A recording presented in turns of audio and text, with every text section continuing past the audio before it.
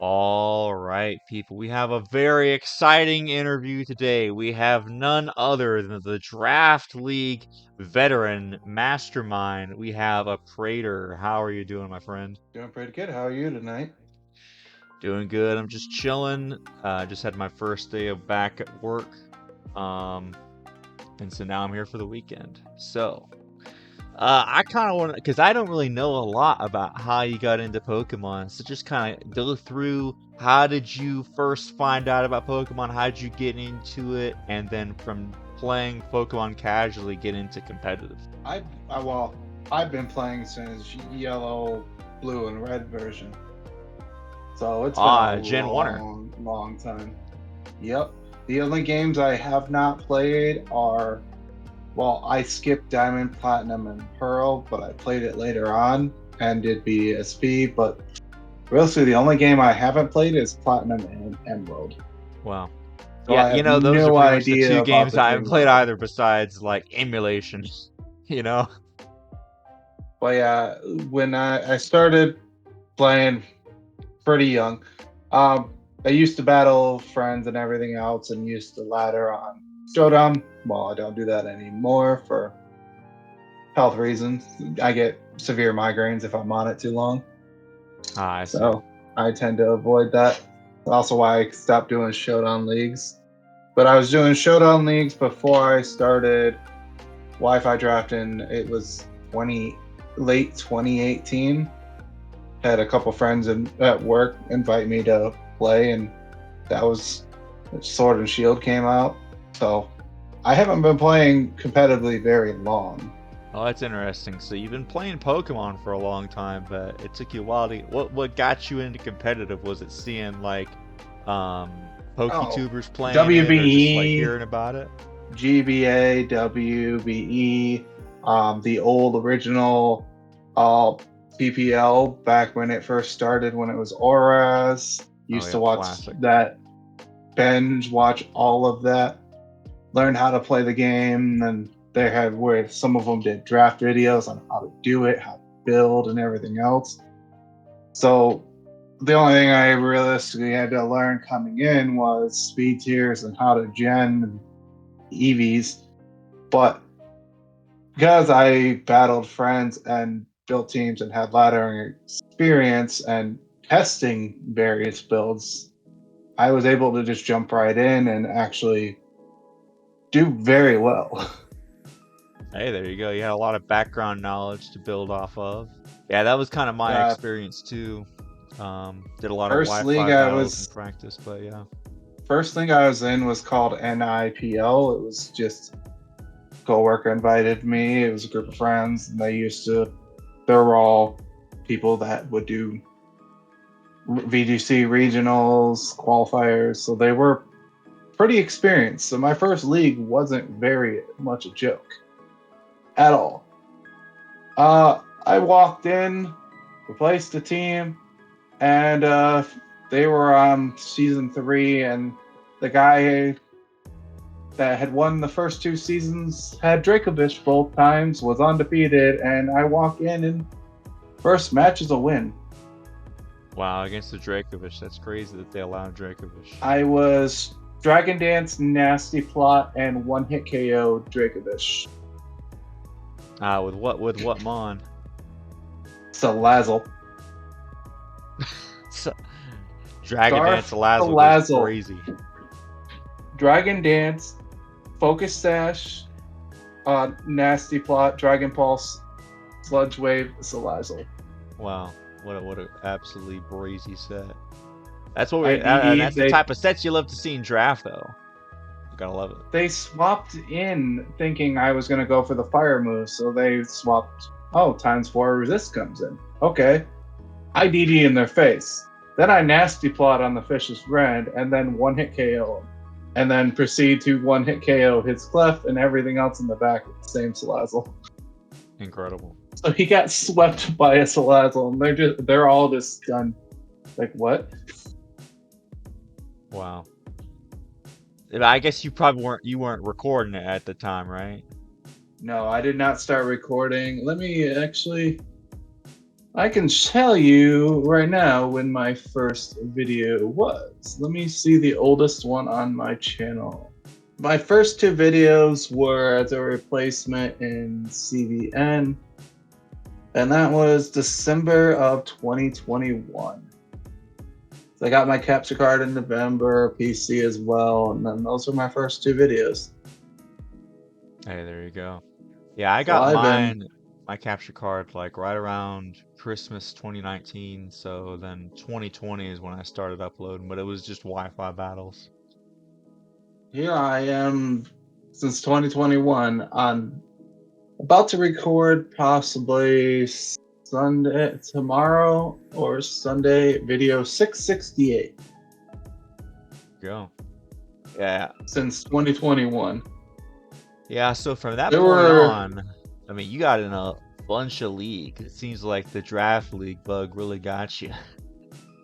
yeah, back when COVID hit and there was nothing to do, I was at one point doing 3 Showdown leagues and 7 or 8 Wi-Fi leagues and 2 Seven to VGC eight? leagues. Oh my goodness. That's, I had nothing to do. I had 4 days off and I guess that's I true. would just.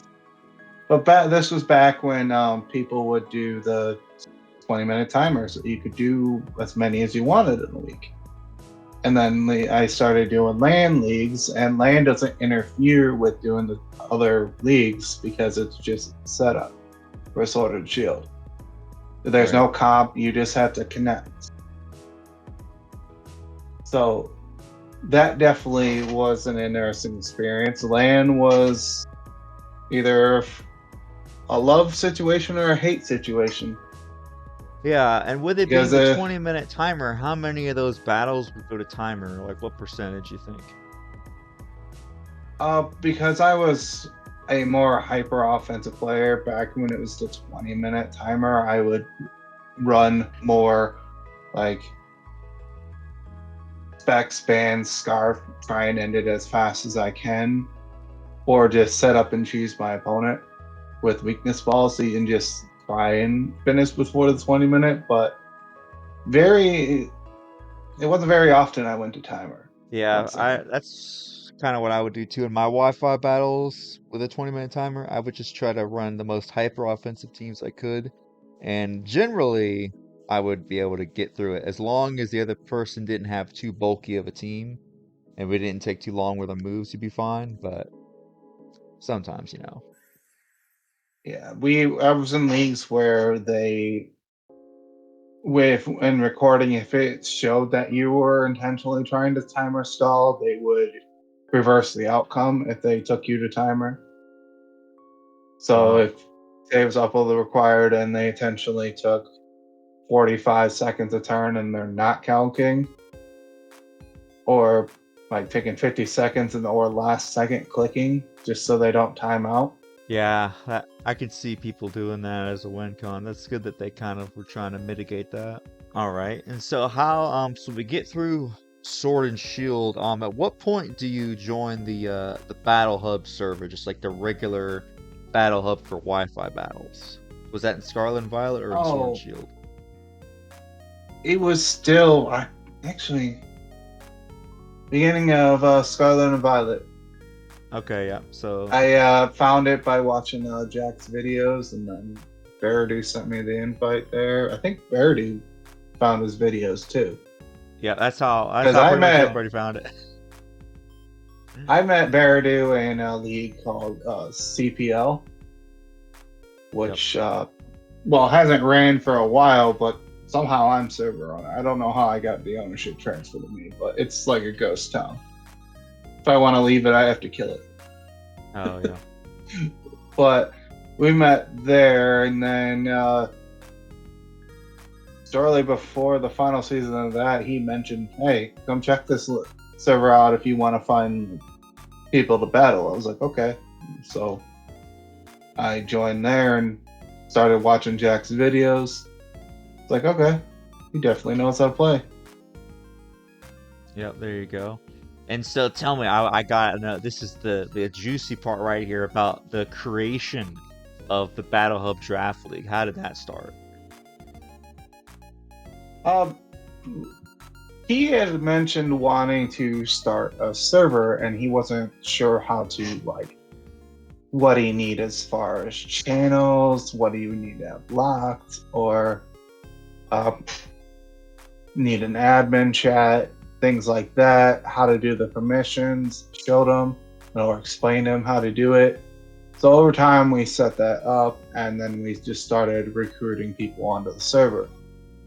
But it's come a long way, especially, well, he did a good job setting it up, especially with the help.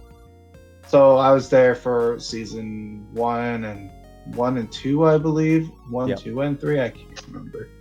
Yeah, I know you were in 1 and 2, and then yeah, came back for 5. Yeah.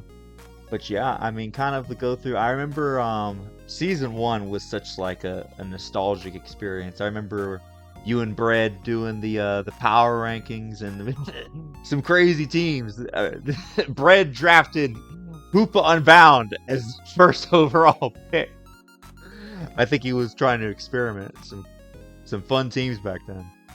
Yeah. And then what that was before we got the DLC, and we ended up getting Wonder Guard back, and then I remember Brett brought it and it failed and the game crashed when he was playing Raymond.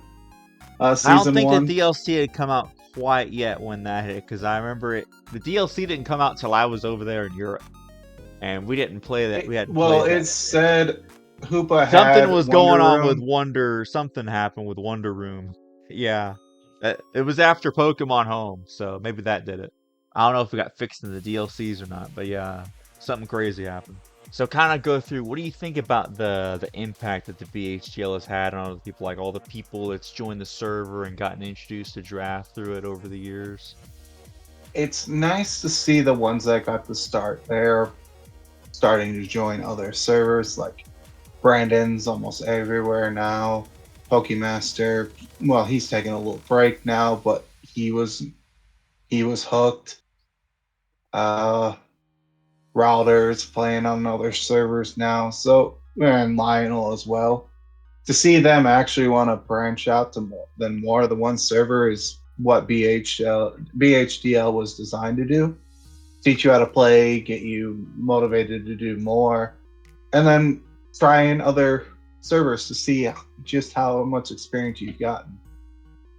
Yeah, to me, it's like BHDL is almost like the training grounds. It's like everybody comes in and gets stronger, and then by the time they go out, even if they weren't doing too as good in BHDL, all of a sudden they've gained so much experience that now they're wrecking house over there in other leagues. But yeah, tell me, what is it like to be in charge of a draft league from your eyes? Like, give me the perspective of what It it's like to create a league and to run it. it can be a little exhausting, depending on how many like who you have playing. Do you have good eggs? Do you have bad eggs? Do you have consistent people that get along with each other? That makes it 100% easier. Like, it gets so much easier when there's no conflict between coaches and people are just excited to play in a Yeah. timely manner, they're scheduling. But yeah, what I'm doing now is I'm running 5 divisions with help of Godbear and Umbra. So that's 5 docs worth compared to BHDL's 1, and even that was exhausting for you guys. My goodness. So 5 of them. I mean, you got Latios, you've got Non-Terra, Little you've Cub, got Sword and Shield. What's the other one?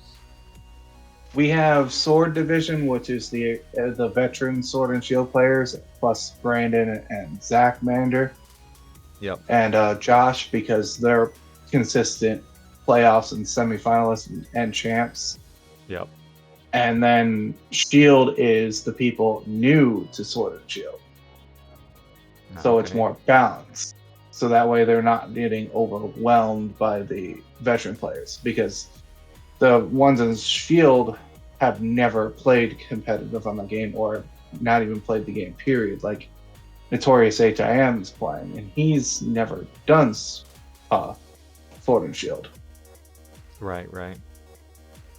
And then we have Little Cup, and then we have Latios Upload and Latias Optional.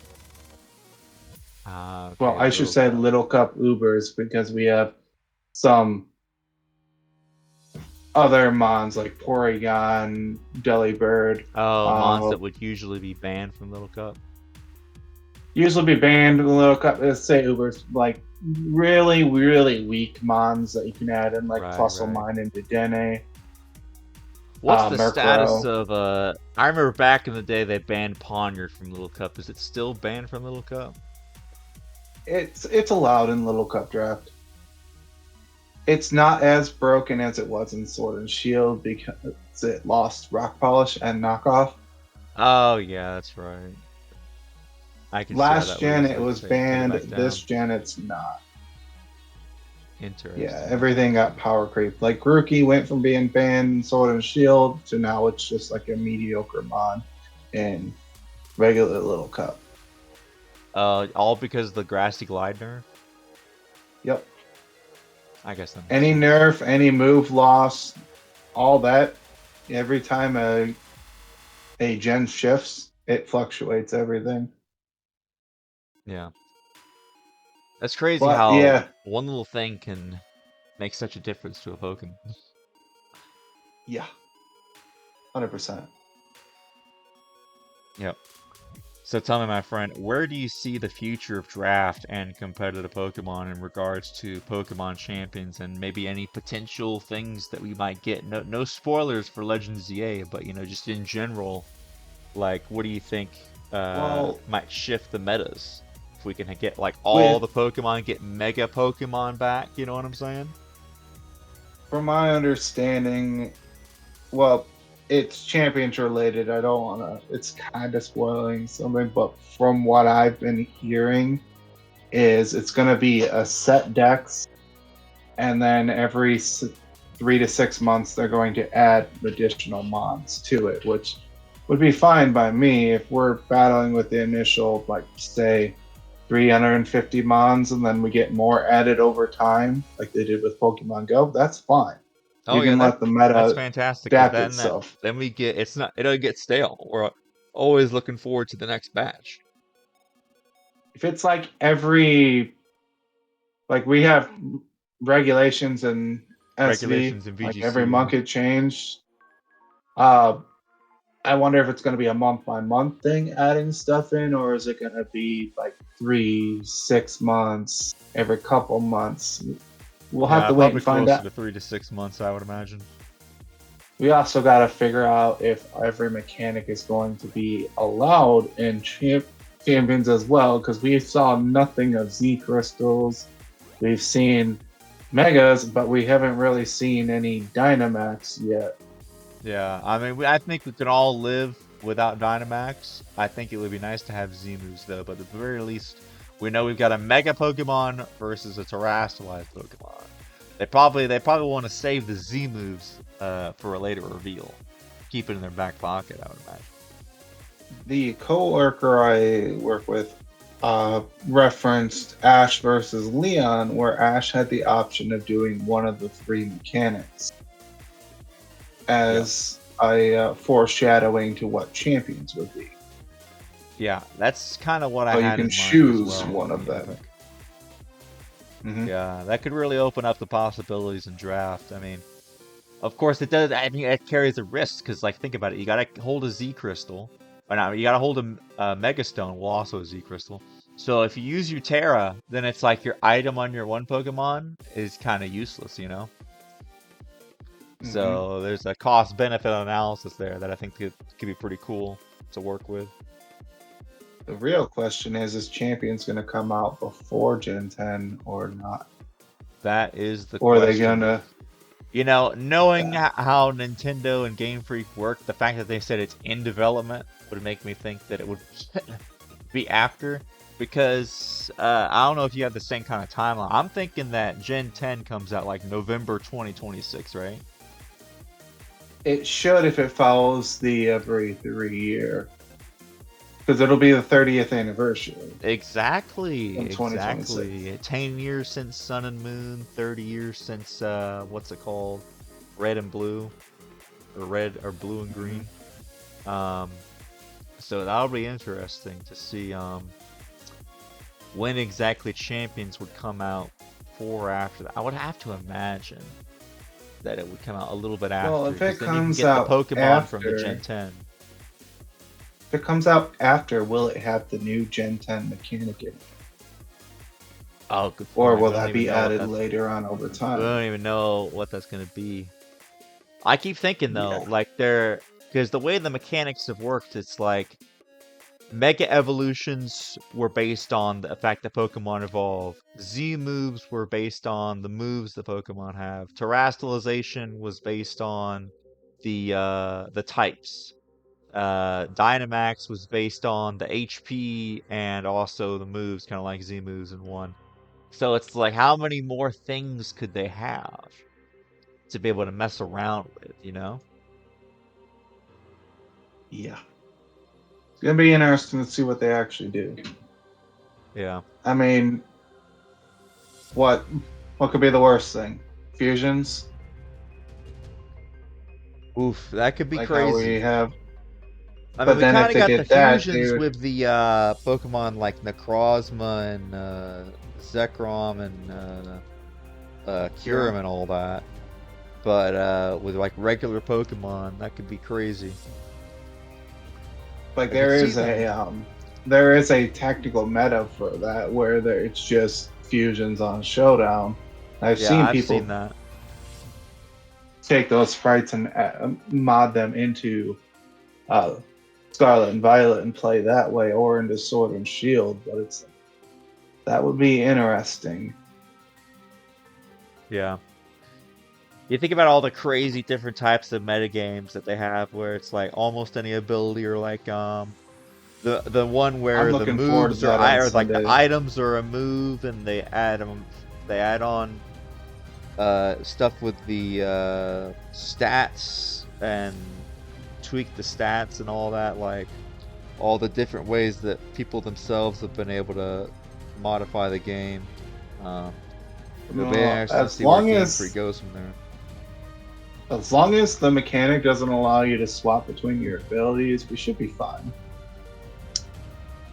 Yeah, I was thinking there, if they want, like, I mean, you think Like be about able to they've go done the from type, intimidate to flash they've done fire. type modification, they've done stats, they've done the only thing with the abilities is that megas can change their ability, but I was thinking if uh the only logical other place to go is to kind of do something with the ability specifically, but I'm not even sure what that would be really.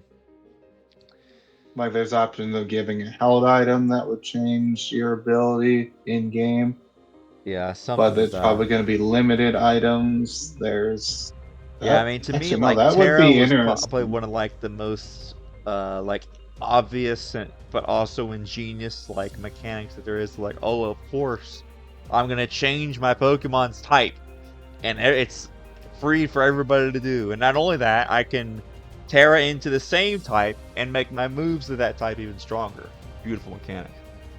I only like Megas more just because of the designs and the fact that we don't even have those, like freaking Mega Mawile, man.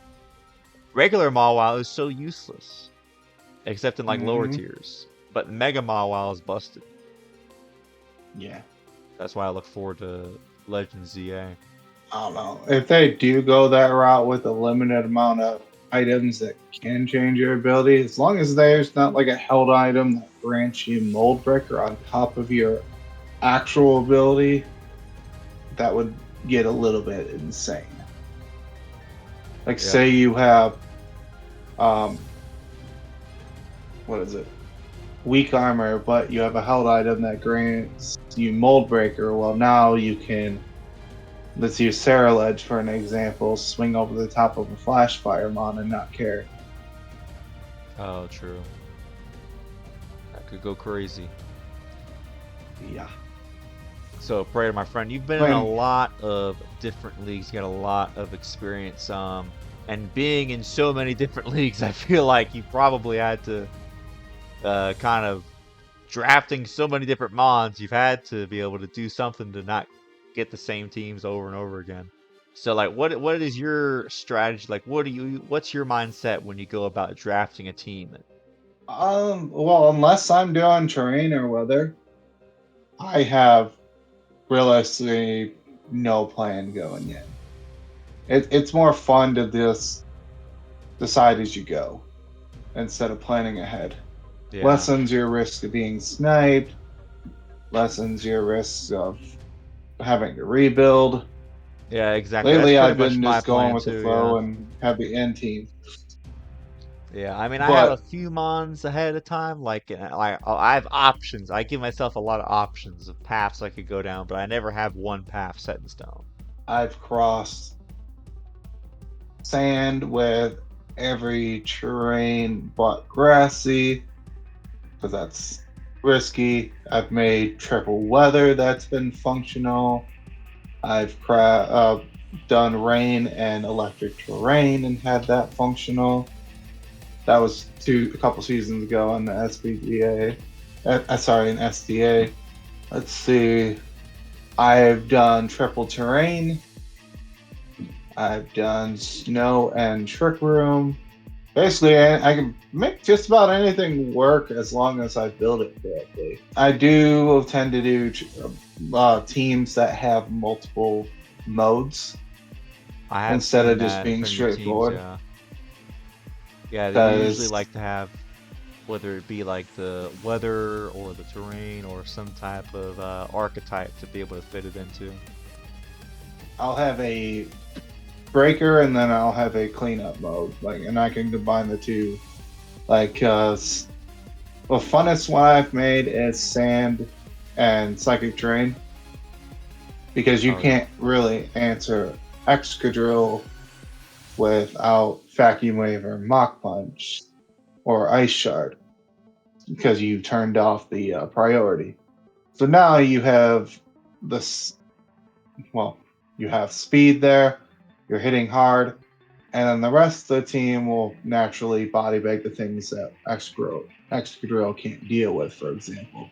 Yeah, that's tough. But Only way you can beat it is like with a Corviknight or a Skarmory, but even then you can prep for that ahead of time, play around it, and then have well, Excadrill not come out. anymore. I believe this gen Excadrill got smackdown, so Corviknight's a sitting duck. Oh yeah. Well, I mean, like you bring it in safely, and then you can body press it. Yeah. But obviously, yeah, it's not. You got to beat it that turn, or else you're cooked from the SmackDown Yeah. EQ. hmm But yeah. But lately I've been doing various formats. I have one where it's the entire roster can Terra, but it's open preview. I'm doing Little Cup. I'm doing low tier Little Cup. That new Little Cup team's probably one of the new draft analysis coming up. And then I'm doing, it's called Jousting Juniors, where it's NFEs and below. You do, with the same team of six you bring, you do 4v4 in doubles and singles with the same team. So you have to build for both Wow, formats that's at the same wild. time. That's a very cool Yeah. idea. We did it uh, with 6v6 last season, and we allowed uh, open Terra on the entire roster. Yeah. We've done called Gruesome Team Rocket, where you start with one protected mon, and if you win the VGC set, you can steal anything not protected from your opponent. So you can Yo, take something from crazy. them and drop something from your roster. They have to replace the mon, and then the loser can declare another mon protected. So if you keep losing, you get new mons, more Terra captains, and here's the kicker. Once that format hits playoffs, Terra turns off completely, and you can still steal. Wait, so playoffs you can't Terra at all? That's crazy. Nope, and it's VGC. Wow. And when you win, you can still steal. So the Pikachu I stole week 8 ended up making it all the way to finals because people kept stealing it from other people. So wait a minute. When you steal it, you get to keep it for the next week? Not You get just to that keep next it battle? until somebody takes it from you. Wow, I didn't realize it So it's carried on over your like that. I roster just the thought it whole was way. from that week. Yeah, That's it's called crazy. a Gruesome Team Rocket. And I went the whole season with one thing in mind, stealing the Pikachu when I faced the person with Pikachu. So I finished what Team Rocket couldn't. Hey, that's epic, And man. actually stole Team Rocket, but it got stolen back a week later. Yeah, but you see, it wasn't Ash's Pikachu, or was it? Did it have the Ash Pikachu hat? He, he had on his roster. He requested it had the Ash Pikachu hat. Okay, I guess it was Ash's Pikachu. Well, there you go. And he drafted it round one just to be like, somebody needs to take it. steal Somebody this try from to me. steal it from me. There you go. Epic. Man, you see, I knew that there's so many different ideas that still people can come up with to make draft interesting. It's crazy. People will never stop running. People will never run out of ideas.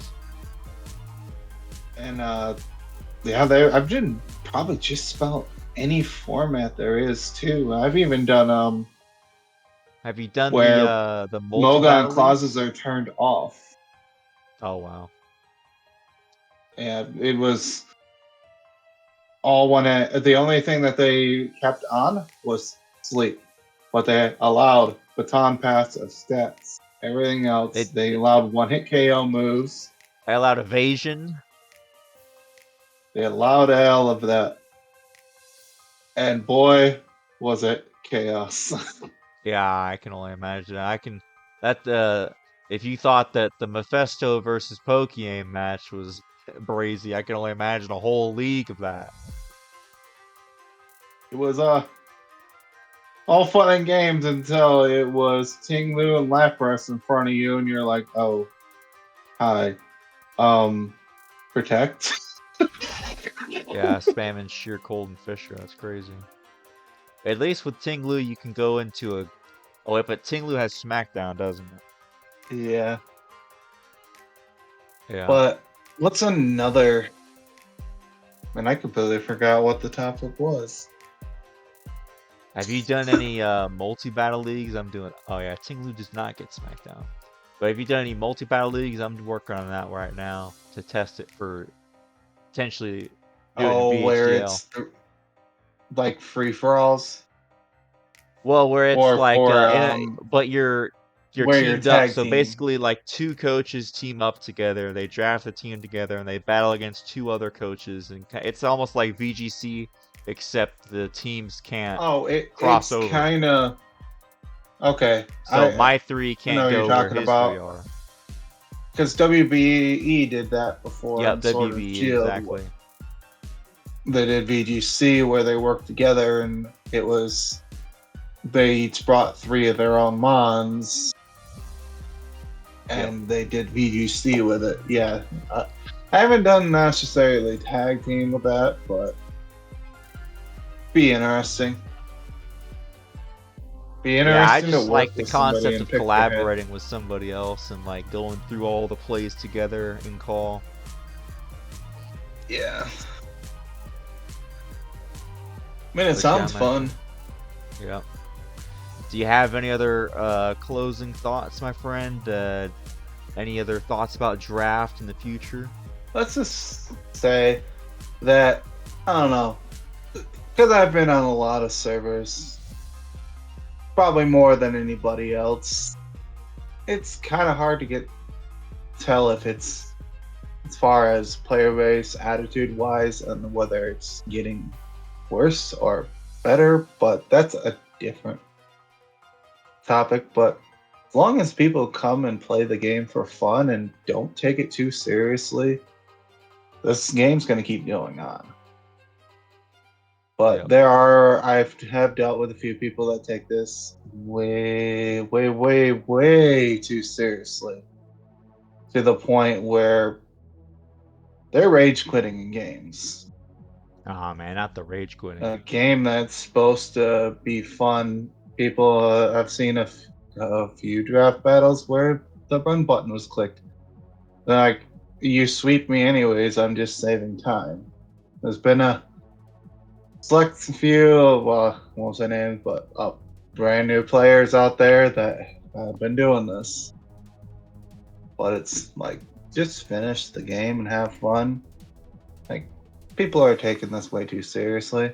Yeah, that's what I always say. Like there's no reason to take it too seriously because at the end of the day, like you said, we're all just here to like this is our hobby. We're just trying to have fun in our free time and have a good time. And if you lose, then it's fine because you grow from it. It's the growth that you get to see your potential rise and It's the see your people story that arc over time.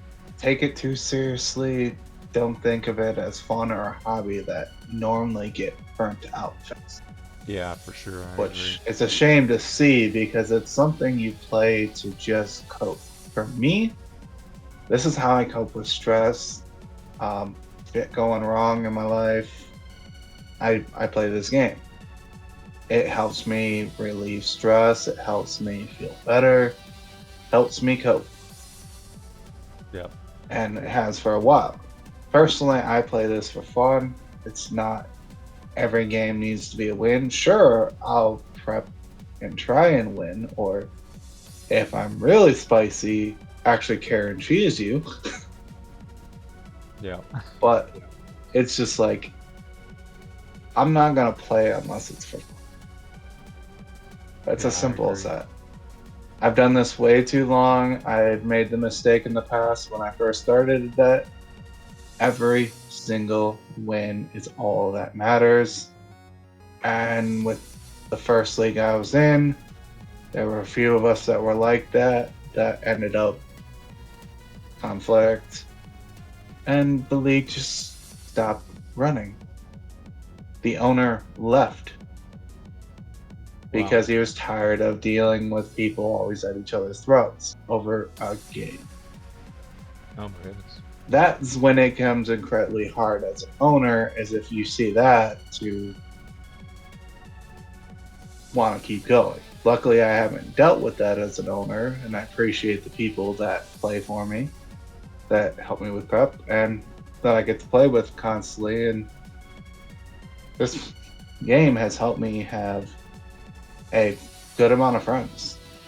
I don't have very many IRL, but when it comes to this game, constantly being there to help people, or they help me, or there's people that even vent to me because we've known each other so long, and this game has you develop trust in people. Yeah, I felt a lot of that too. But anyways, as Yeah, it long as really makes me people thankful, keep like for the leagues that I've been in. That hasn't usually been a whole lot of conflict. If there is any, then it usually is just like one or two people in it, and then we just keep on moving, and it gets resolved, and we just have a good time. But yeah, my friend, as thank long you as for people all are having a your good time, yeah, we're fine. thanks for all your insights and giving us your what's it called? Your tips on drafting and everything. This was a good talk. Anything else you want to say before we close out? Not that I can think of. All right. Thank you to Aprater. That's going to be it for this one. We'll see you guys in the next one. Bye. You guys have a good night.